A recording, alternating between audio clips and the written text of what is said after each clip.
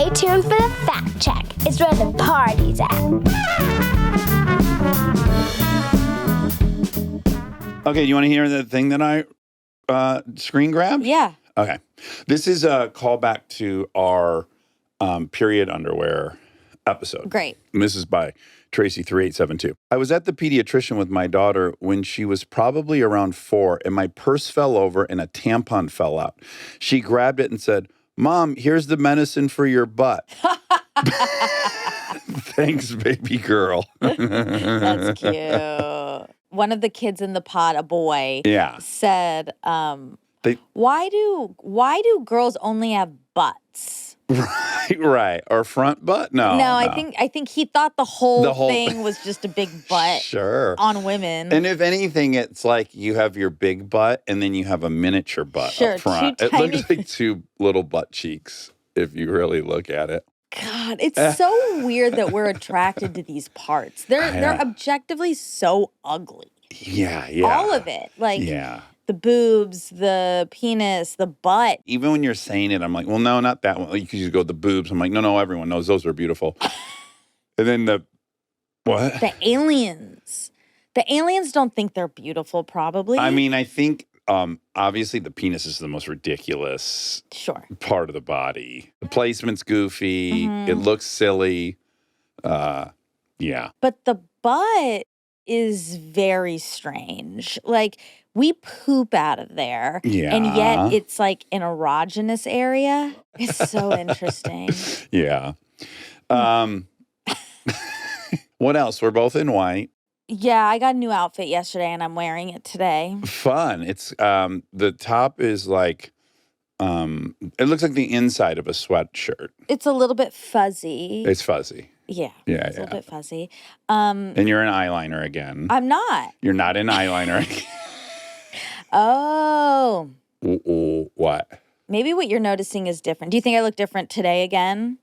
Yeah, you look like you looked the other day. I mean, now I'm noticing, yes, the eyes were an extra bit. But yes, it's still something a little different. Okay, Rob, can you guess what it is now? Cheek filler. No. I'm wearing concealer. Under eye concealer. Oh. I would not have guessed that. Okay. Okay, under eye. That must and lipstick. Yeah, but I wear lipstick every time. Every fucking time I leave the house, I'm in lipstick. It's kind of, if I only have 4 seconds, I will just put something on my lips. Like some people do mascara. If you're in triage, you only have time for one application. Yes. It's going to be lips. For me, some people do mascara. That's like their big thing. Like they have to, or their brows like have to be done. What about cover up? I mean, if my skin is bad, that'll trump lips. Yes, no, yeah, yes, but because of not witch, but my regular human esthetician, corrective skincare, Jen. Yeah. I can pretty much go out of the house without any foundation on, but I still like a little lip. Sure, a little pop. Remind people what's happening. Yeah. I'm gonna say this with the utmost gratitude. I am so happy I live with all women. It's such a blessing. Mm-hmm. I'm glad I don't live with a bunch of men and boys. Mm-hmm. And I'm blessed to work with you all day. Thank you. But sometimes the spirits blow through town. Okay, you mean periods. I don't mean period. Oh, okay, let's hear. Now, it would be easy to blame period, and in a few years, I will be able to blame period. But it's because perimenopause? No, because neither of my daughters. Oh. But sometimes the emotion spirits blow through town. Okay. And all the ladies are so emotional. And I, as the guy, I'm like, what has happened? Is it weather, moon, food? Is the well poisoned? What? I really like that you included moon astrology. I'm clutching at straws because I'm not sure what it is, but it'll just be, we have these days where everyone is very emotional. Upset or just like... Well, assign your emotions. So can you give an example? Because maybe I can help. Maybe I can tell you what's going on. Okay, so, boy, and I keep really trying to evaluate when do I have to stop talking about my kids because they're old now. I'm not sure. Fuck, it's very hard for me. This is hard. It is, but I'll just say because whatever. Yeah, like just indiscriminately. D-Money's got a zone, or it's almost maniac. It's like she's laughing really hard, and then all of a sudden she's crying and she's completely upset. And she's on a roller coaster. She's on a big time roller coaster. Okay. And then we had now Lincoln had her play last night, right? The 6th graders put on a thing. Last night? It's like an art show. Oh, okay. And then they've made these enormous paper mache heads. And when I say enormous, they're the size of 10 basketballs. Wow, they're cool. huge. And they have to go on stilts someone wears them. Lincoln was lucky enough to have one. Whoa. And they're the Greek gods. And then there's a play and a dance. Cool. Really cool. First song they kicked us off with was Seven Nation Army. I don't know it. Oh, yes, you do. Do I? Jack White. Is it the White Stripes or just Jack White? It's the White Stripes. Oh, it's the toughest, coolest song. And all these little Catholic schoolgirls are fucking rocking so cool. to the most badass song. Wow. So she was on stilts? She had like this contraption on to hold the head up. I'll send you a picture. Of course, I took lots of pictures and video. D-Money can't even get through that thing. We got to go outside a few times. I'm on the verge of going like, hey, everyone had it together for your thing, but I know that's only going to make things worse. Yeah. I can't really see anything. Uh-huh. Then we get home and Lincoln had that thing on her thing for a very long time and her legs hurt in a way that honestly it seems like she would have had to have been shot with a shotgun for them to hurt as bad as they did. And again, man, growing pains. Yeah. All of it's possible. But it's a grand mal meltdown and I got to carry people upstairs and the other person's already thing. And then Sweet Belle's just home from New York and she's frazzled and there's too many suitcases. And the guy perspective is whatever I say is going to make it worse. I can't think of a magic thing. Yeah. And that's right. And I need to just accept that people are emotional. And you do, and I do that. Mm-hmm. I'm not trying to talk anyone out of it. Mm-hmm. But I can see how these patterns emerge, which is just like, I just say less and less and less, and I'm more and more scared to just interact with anybody. Yeah. And so I find that like I'm just quiet for like 8 hours, which is really funny. Right. And then I go to bed and I'm like, well, hopefully we'll wake up tomorrow and everyone will New just day. Kind of be reset for whatever reason. Yeah. It's just one of the very funny gender gappy things that I think is really interesting. And I don't know what it is. And it's just funny to be the solo male in this situation. Yeah. Gosh. I mean, I think you're right. There's not much to do. Yeah. And you can't take it personally. Well, which you aren't. That's the great thing is that throughout my life, I generally would make that I would be the cause of that. That's my knee jerk. And I think that's why people's emotions are so insufferable to me is that I convince myself it's because of me. Mm-hmm. I knew it was not because of me, luckily. Right. So that's a huge load off my shoulders. Yeah. Because if you can figure out a way that it is your fault, then it really is kind of grueling. Yeah. Now that I experience it, I like kind of go back in my head and I think of all these like dads I knew who just were like, I hadn't heard them talk in 6 or 7 years. Like, you just kind of, they just stop talking because they just are afraid they're going to make it worse or whatever. Well, they're just like, like whatever. I think they just learned to not take any of it very seriously. And there might be some chaos happening around, but they just kind of block it out and they think about something peaceful. Yeah, like when the hero in the movie's like walking away and the explosions are happening, and the cool thing to do is not look over your shoulder. You just got to keep strolling. Yeah. I think that's a little bit like that. Yeah, I mean, it's a ding, ding, ding to the Nick Kroll episode when I was saying, there's just so many dads in chairs at stores. Like, they just go to the store and then they just look for a chair and then they sit there while the girls are out shopping. And then they get up when you're ready to leave. It's kind of a funny experience being a guy. A lot of times, Yeah. Like there's many times where I look at myself and I'm just kind of laughing. I'm like, look at this guy. You're just kind of like wandering from room to room, hoping you don't bump into anyone. And Yes. Oh, yeah. And like a little panicked when you're forced to say something.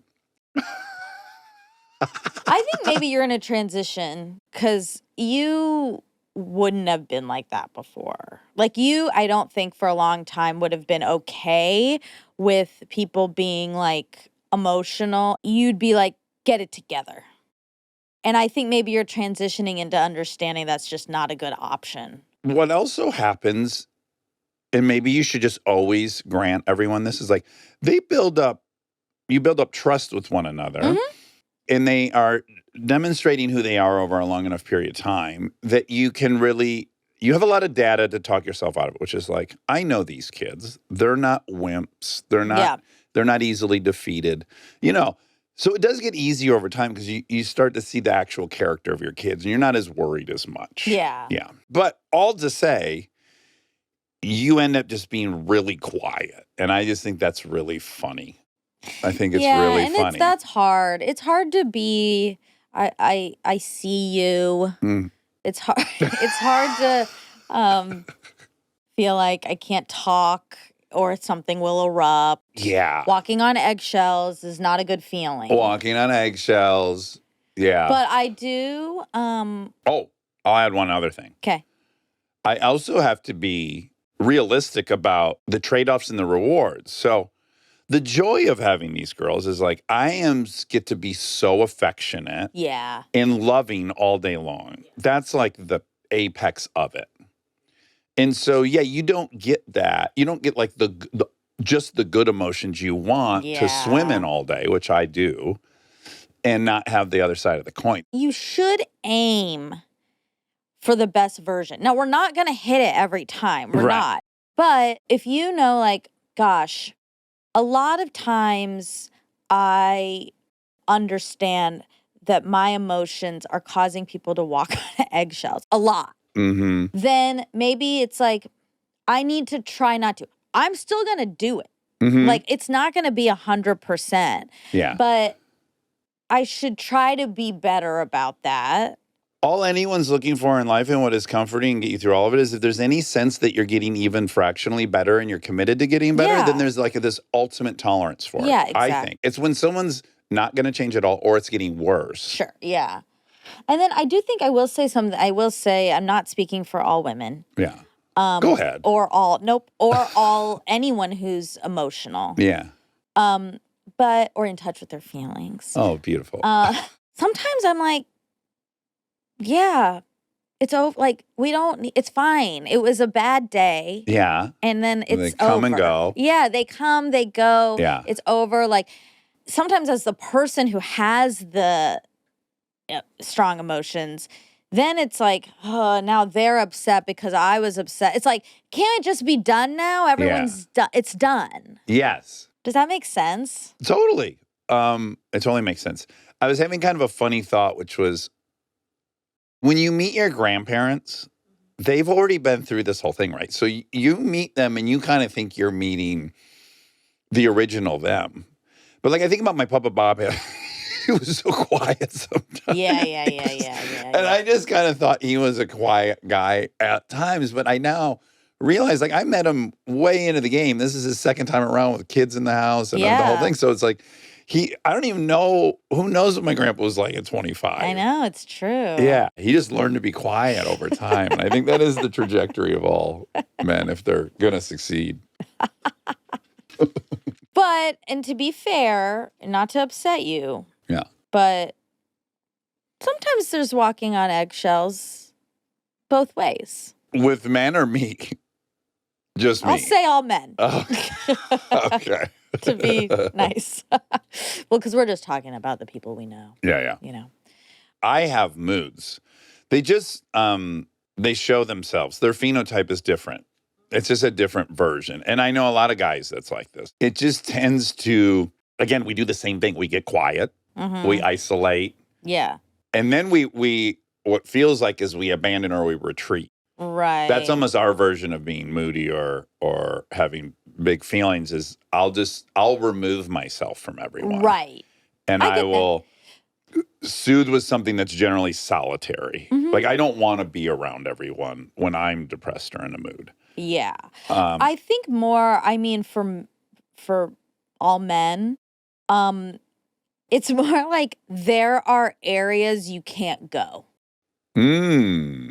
Like with you, there are some areas you just can't go with you. Sure. What, And Carly? And I'm not going to say any of them.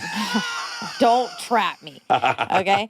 But anyone in my family. There's some scary areas with you that do feel a little eggshelly. Like if we're getting into any of these remote topics, like you really have to be really careful about what you say, or like you're gone. Forever. And so that's funny as a woman. I'm more like that is more scary to me than like just strong, like annoying emotions. I think you guys are comfortable around each other, having big emotions, and then what's scary to you guys is when we just vanish. Yeah. Yes. Exactly. Yeah. Anyway, okay. So that's it. That was it? Okay. Well, that's it for this chat. Now let's move into facts. Great. Stay tuned for more Armchair Expert, if you dare.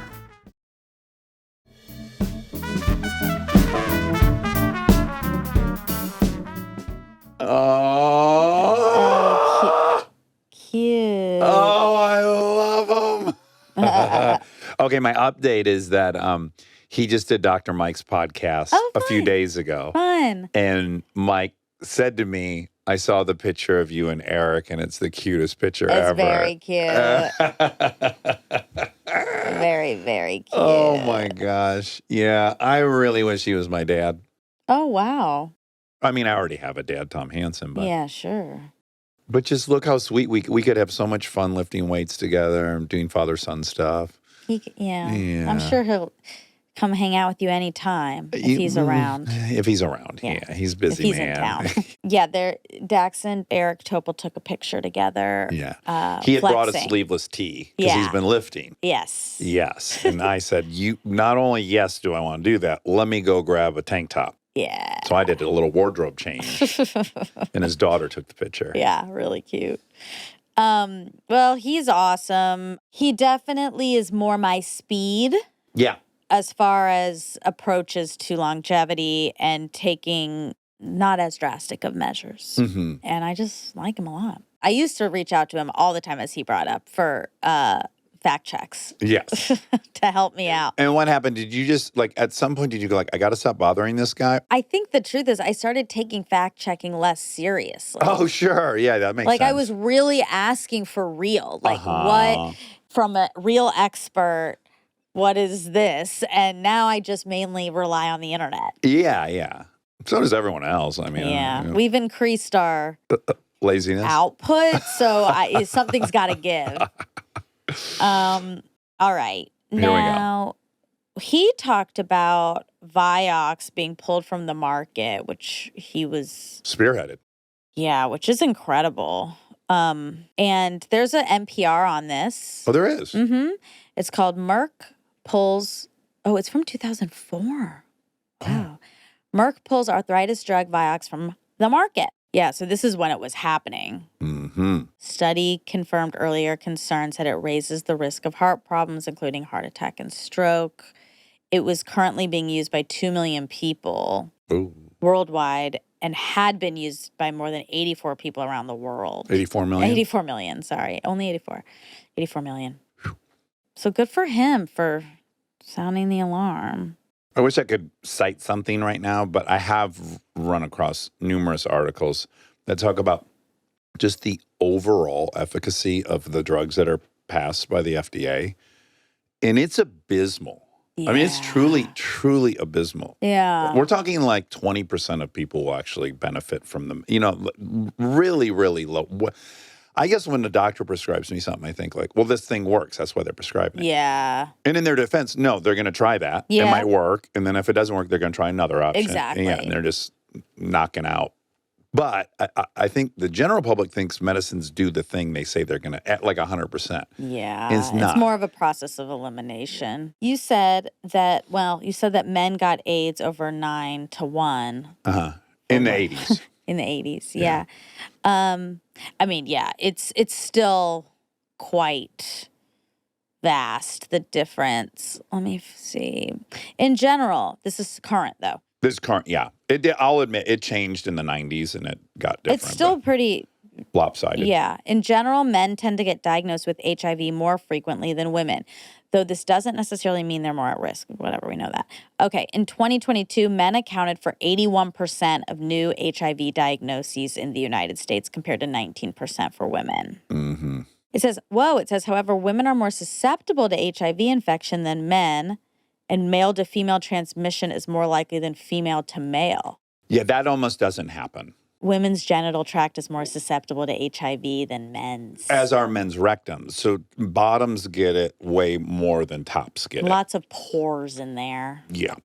Fissures, openings, friction. That makes sense. But then that is weird. Why are women not like giving it to men via their vagina?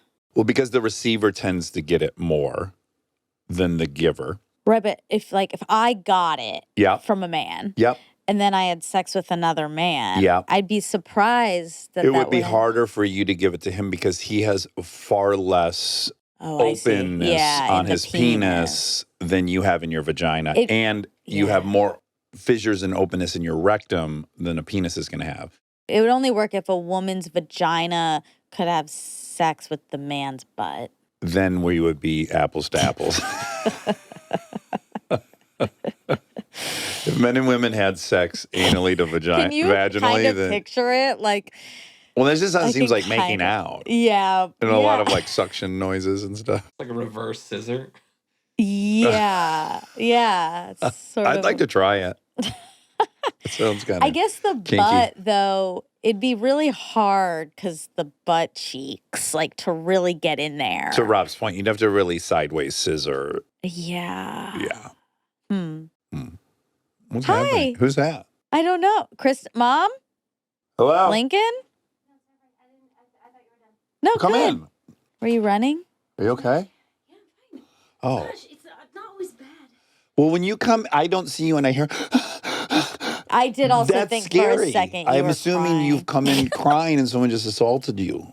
Now I maybe don't want what I came in here for. So I was going to tell you I did my bike ride for the first time this month. I'm very proud of myself. I wanted a hug as a reward. Okay, I'm happy to give you one. Oh, where did you ride your bike? If you heard Yeah. come and go. But then isn't that on me? That the only time you guys see me out of breath is when No, it's bad. no. It's double whammy. You came in to the podcast space, which you don't do often. No, because I got back from my bike ride. I was so proud of myself. Uh-huh. On the verge of tears. I was like, I'm going to go get Oh, see, on the verge of tears. In fact, And you you are are crying. about to cry. Well, did you ever consider that because you're yelling at Seems like maybe we were right the whole time. Concerned with you. Where'd you go? I just went in the park. The hilly park. There's only 8 hills, 10 if you take the 2 bonuses. That's too many. Look, it's a lot. But I haven't done it in almost a month, and I was in a routine because, I just copy whatever he does. And I was so disappointed in myself this whole month. I just got off the wagon. I was so disappointed in myself. And then this morning I was like, Doing it. and I did it, and I came back, and I was just filled with pride. Wow. Oh, That's God. exciting. Oh, good job, Mom. I haven't ridden my bike ever. I don't know how. Look at me. Look at one of these cameras. Come over here and look at that camera. Because Don't make her cry. she's already crying. I know. I don't want her to cry more. What's so cute is that you're proud of yourself and you're a little bit crying. Let's normalize this because you don't have to just have a big emotion, big feelings when you're sad at yourself or ashamed of yourself. I truly am so proud of myself because when I do it, I can then get in a routine and I just feel better mentally and physically. And I came back and I was like, you did it. That is something I'm to a cry bad about. I feel really good. And then I thought, are they done? My second thought was, I don't care. My third thought was, be polite and text Rob. My fourth thought was, I'm too impatient to wait for Rob's response after like a nanosecond of waiting for him. I was like, well, he's not there. Because you're Delta's mom? Yeah, and then I thought, you know what? No, I mean, I love your podcast, but I love you guys more. I want to see my friends, and I want to tell them that I'm really proud of myself. Yeah, we're proud of you too. We're so Good proud job. of you. It's hard. Those bike rides are hard. They're so hard. They're kind of the hardest They seem workout. too hard, Right? Yeah. And it's also hard when you get out, like I said, out of the habit. They feel so unattainable, like unaccomplishable. It feels like you could have been like Everest, this bike ride. Yeah, 50-50. pretty much the same. Yeah. Yeah. But I did it. And Good I'm so proud. Because job. I have to work really late tonight, and I wanted energy, and I just went through a whole thing this morning of like, prepare yourself. Nice, you did it. That's where I am, guys. And then I also thought on the way home, I mean, you can cut all this. No, this is great actually because it's for Eric Topol and it's about longevity. Ding, ding, ding. Doing it for you, Eric. This feels now scripted almost. Scripts. Scripts. Are you going to come on Saturday to the meeting? No, I'm going home to visit my mom. Oh, okay. Tomorrow morning. I'll take notes. Take notes. I did send in my proxy. Who, Birdie? No, it's like yeah, The 2-year-old that lives across the street? I wish. No, the little like form you have to fill. I filled it out too in case we missed it. I think that'd be really funny to send a kid as your proxy, my because one time when you were working, the girls had both of their like teacher school initiation meetings, like beginning of the year, where they say like what to expect in first grade, but it was second and kindergarten, and they were at the same time, and I was like, okay, so I sent Lincoln to the kindergarten Zoom while I did Lincoln Zoom, and I said, you got to take notes. I still have the my notes. They are God. absolutely unintelligible. You have to frame those. Oh my! They don't make a lick of sense. No. There's no way they could. There's like in second numbers in grade. the letters, Oh my in the God. words. What was the number that she said endlessly? Do you remember she used to say a number over and over again? And Well, she they- wrote you a... They used to think 60 was the highest number, but this was a Mother's Day card. You said, back when she was really little, like 3 maybe, Tell me what you want me to what say you- to mom and I'll write it. and she said, "Dear Mom, 8, 4, 9, 2, 7, 1, It started repeating. 1, 8, Oh my 2, God. 5. It was like probably 3 or 4 phone numbers combined. Oh it was my like, God. I don't know, 40 numbers. And then she stopped and pretty elegantly just wrote a Happy Mother's Day card. She said, I love you so much. You're the best mom ever. Happy Mother's Day. But it was She had to get those wheels turning. and he wrote it down verbatim. Oh my God. That's fantastic. We were discussing the play earlier. The 2 versions of the play. Alice in Wonderland Alice Jr. in Wonderland Jr. We were talking about, because I don't know if you know, you're a professional actress. Okay, I've heard. Okay. Yeah. And so when you watch the play, Uh-huh. what happens? Do you think I feel bad for the kids that are very highly committed, or do you not? Definitely not feel bad for them. If anything, I'm a little impressed. It's sort of like, how many disruptors can you have on set while maintaining what you know you're there to do? It's good training. It's really good training because some of those kids are wholly and completely digging in their nose, having side conversations, just truly Waving at their parents. truly wandering the stage. Yeah. But then you have like the girl who played the Queen of Hearts, Yeah. who is giving 110, even during curtain call. She's Queen of Hearts. Yes. I don't And the feel Cheshire Cat. I'm like, that kid definitely auditions. He's probably been on TV. You know, there's... Because we're in the LA, white- there's the White real... Rabbit. Oh, White Rabbit. Yeah. Yeah. I get excited if this is stupid and I hate this, but I do say it all the time on set because I think it's so stupid. But when you drop in, when you really drop in to a character. Oh, You know, okay, like I'm okay. here, I've dropped in. Uh-huh. But like some of those kids are legit dropping in and they're feeling it, and pretend is so fun. I don't feel bad for anyone. The complete emotion I have around those plays is that it literally doesn't matter what anyone's doing. It doesn't matter the lines they're saying. It doesn't matter if their acting is good or even passable. What matters is that a group of people have come together to play pretend, and they're standing on a pedestal in front of other people who have agreed to witness it. And there's something so magical about that. It doesn't matter if they restart the song. It doesn't matter if Delta gets handed a microphone and then yells at the stage manager about what she's supposed to do with it mid-song. So funny. None of it matters. What matters is the witnessing of it. That's lovely. Do you feel that way about sports? It's like if the kids are playing sports, is it the same like, oh, they're just like, it's fun and it's a beautiful thing? Or do you think we do more care about the result? Yeah, that's really weird because I think I would answer it differently. Yeah. I would like you to score a goal. Yeah. If I'm I'd watching like you it. to work a little harder at this. But I'm not saying that's the right way to be or an evolved way to be. But if I'm being honest, I'm going to root for you to score a goal. Whereas when I'm sitting in the theater, I'm not rooting for you to hit that note. Whatever you hit's going to be great. I'm so glad you're putting yourself out there. Yeah. And it's probably healthiest to have that. Well, I was telling Delta before the play, the night before, she's like nervous. And I said, I just want you to hear from me. What impresses me is putting yourself out there. Yes. I do not care if you're good, if you remember your lines. What is admirable is putting yourself out there. And you will do that because you'll show up. So there's really nothing to be nervous about from my approval. Yeah. That's for sure. And I'm That's sincere the big about thing. that. Yeah. Especially at that age. Yeah. Do you feel there's a difference in sports and theater? I am a double Virgo. What can I say? I do. You're like 2 months away from learning gematria. What's that? Do you know that's not the like?